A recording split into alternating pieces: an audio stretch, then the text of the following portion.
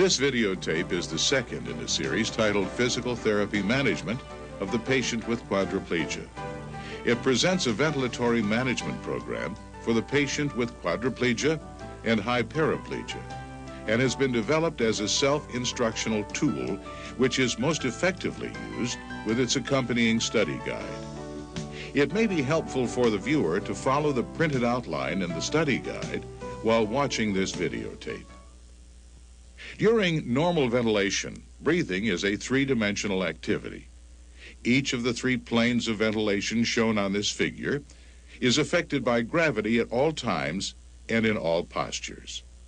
An ongoing awareness of the effect of gravity is important in implementing an appropriate therapeutic exercise program based on respiratory goals. Normal pulmonary function is also dependent on three major muscle groups which provide external support to lung function. These are the diaphragm, innervated by the phrenic nerve at the C3, 4, 5 levels, is the primary muscle of ventilation, providing 75 to 85% of normal tidal volume. This is accomplished by contracting fibers toward the central tendon, causing inferior displacement of the intestines, while elevating the lateral and anterior portions of the rib cage. The net effect is an increase in all three planes of ventilation. The intercostal muscles, innervated by T1 to L1, function to stabilize the rib cage and to also provide anterior and lateral chest expansion. Both the internal and external intercostals work synergistically to aid in forced inhalation and exhalation. The abdominal muscles, innervated by T6 to L1, provide anterior support to the viscera, allowing the diaphragm to function at its optimum biomechanical position. The abdominals also provide the major thrust for forced exhalation during cough. In addition to these three major muscle groups, any muscle originating or inserting on the rib cage can be used to augment pulmonary function.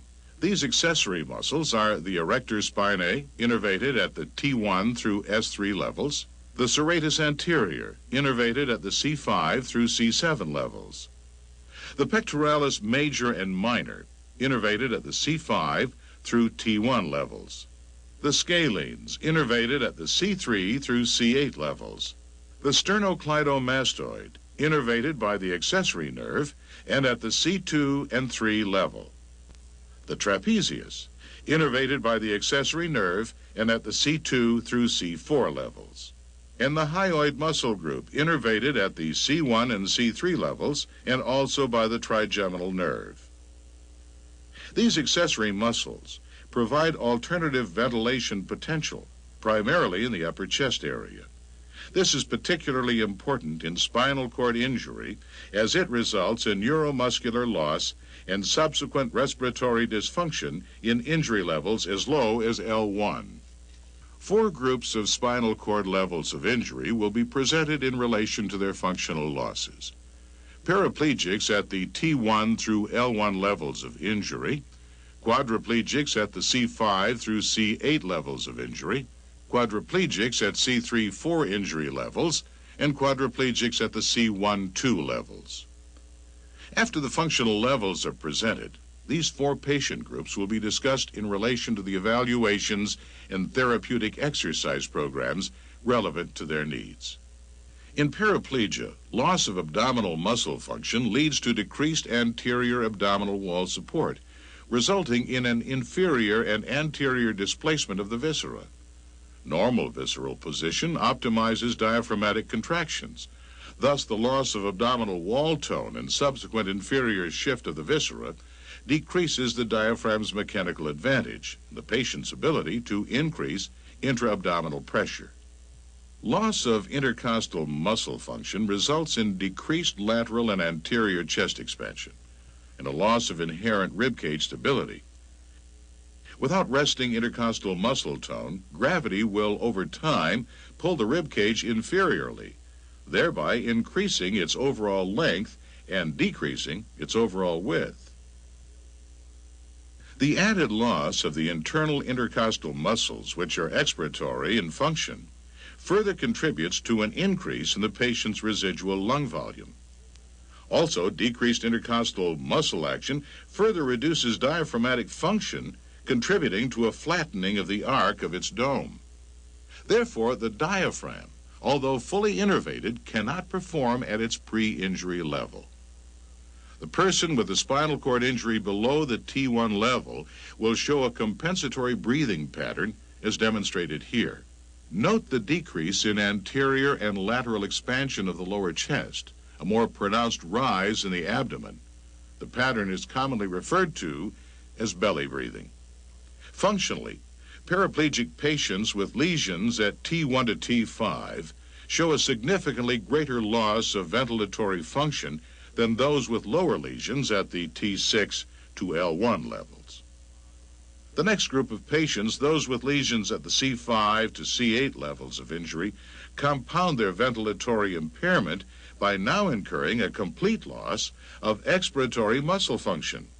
Additional muscle loss includes weakened accessory muscles of the upper chest, the pectoralis major and minor, the scalenes, the serratus anterior. This patient will demonstrate a more pronounced loss of active anterior and lateral chest expansion. Limitation of motion will exist to a greater degree in the lower than in the upper chest. And last, a slight decrease in posterior chest expansion will typically be noted. The resulting compensatory breathing pattern is often referred to as paradoxical or seesaw breathing. This, as seen here, is the rising of the lower chest and abdomen with a simultaneous collapse or lowering of the upper chest during inspiration. Functionally, these inspiratory and expiratory losses will be seen as a decrease in vital capacity, forced expiratory volume and peak flow, all combining to limit cough effectiveness. In the C3-4 group, the pectoral and serratus muscles, weakened at the C5 to 8 levels, are now absent. In addition, the diaphragm and scalenes will now show varying degrees of weakness, furthering the paradoxical movements of the chest. This paradoxical form of breathing further compromises such functional activities as talking or operating a sip and puff unit, therefore requiring greater total energy expenditure. I am working on my respiratory status by the use of P-flex and respiratory spirometry. If intercostal muscle spasticity develops, it may provide enough chest wall stability to decrease this paradoxical type of breathing. Lesions at the first and second cervical levels leave only the trapezius, sternocleidomastoid, and hyoid muscles available for ventilation. Expansion will occur only in the upper chest in primarily a superior and anterior plane. At this level, an adequate tidal volume usually cannot be maintained for life support. Mechanical ventilation is generally needed as vital capacity frequently falls below 20 to 25% of its predicted value.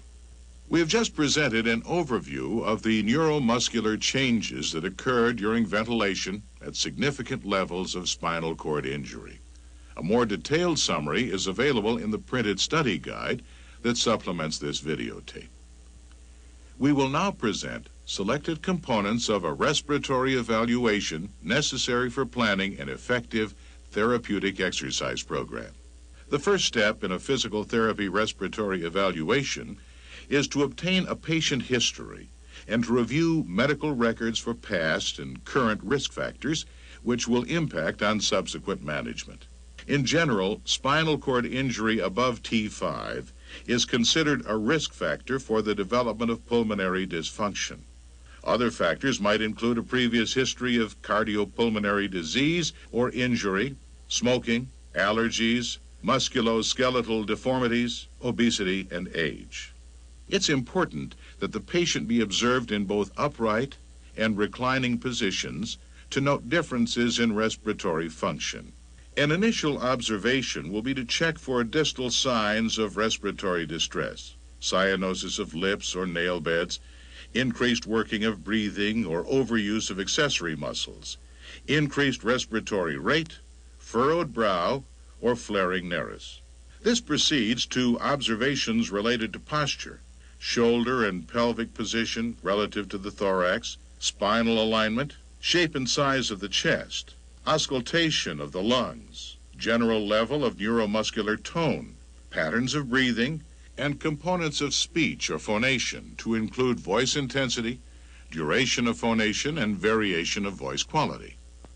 Factors related to cough production needing assessment are adequacy of inspiratory phase, force of expulsion phase, and timing of the cough maneuver.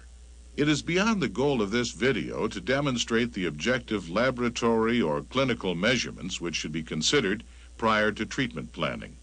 Please refer to the study guide for a list of definitions, quantitative values, and references for performing these types of evaluation procedures. Next, a series of treatment techniques and progressions will be demonstrated. These lead toward attainment of 7 respiratory rehabilitation goals. 1. To increase or maintain chest expansion in all 3 planes of ventilation. 2. To increase inspiratory capacity when indicated. 3. To improve cough effectiveness. 4. To increase strength and endurance of ventilatory musculature. 5. To balance the use of the diaphragm and accessory muscles toward minimizing the work of breathing. 6. To improve the coordination of breathing with functional ADL activities. And 7. To increase the patient's and/or family's ability to maintain good bronchial hygiene and to recognize respiratory distress signs. Now, to achieve these goals, 4 components of a ventilatory rehabilitation program will be presented. These are positional considerations, techniques to alter breathing patterns, assistive cough techniques, and ancillary techniques. Most patients at the T5 level and above need ongoing assistance in clearing bronchial secretions. Periodic positional changes allow gravitational assistance in mobilizing secretions. A side-to-side, prone to supine rotation is generally sufficient. Specific postural drainage positions can be employed if retention problems arise. Gravitational forces again need to be considered when position changes are made, especially when assuming the upright position. Care must be taken to provide abdominal wall support in order to maintain visceral placement under the diaphragm. A binder can be used to provide this support. If after spinal precautions are removed and the patient still requires more extensive trunk support to maintain good spinal alignment, a custom-fitted body jacket should be considered. This jacket should still incorporate an elastic abdominal binder insert